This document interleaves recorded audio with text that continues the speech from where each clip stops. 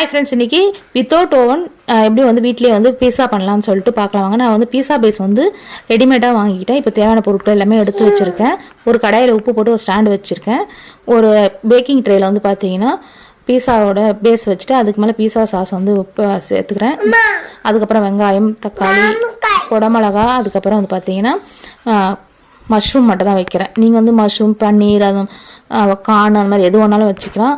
அதேமாதிரி சீஸ் வந்து பார்த்திங்கன்னா நான் வந்து க்யூப் மாதிரி தான் வாங்கியிருக்கேன். பெருசாக வாங்கலான்னு பார்த்தாக்கா அது பேலன்ஸ் மீந்துடும். அதுக்கப்புறம் என்ன பண்ணுறதுன்னு தெரியல. ஸோ அதனால் வந்து பார்த்திங்கன்னா க்யூப் மாதிரி வாங்கி ஒரு க்யூப் மட்டும் தான் நான் போட்டேன். அதுக்கப்புறம் வந்து பார்த்திங்கன்னா பீஸா சீசனிங்னே ஒன்று விற்கிது ஒரு பாட்டில், அதை வாங்கி மேலே போட்டு அப்புறம் சில்லி ஃப்ளேக்ஸ் வீட்டிலே ரெடி பண்ணி அதையும் மேலே தூவிட்டு அதுக்கப்புறம் ஒரு தட்டு போட்டு க்ளோஸ் பண்ணி வச்சாச்சு. ஒரு 5 to 10 மினிட்ஸ் இருந்தாலே போதும். ரொம்ப நேரம் வச்சிங்கன்னா ஒரு மாதிரி கிறிஸ்பி ஆகிடுது. ஸோ அதனால் பார்த்திங்கன்னா அந்த மாதிரி பண்ணால் நான் தவாலையும் ட்ரை பண்ணால் தவாலை ரொம்ப நல்லா வரல, ஆனால் இது ரொம்ப சூப்பராக வந்தது.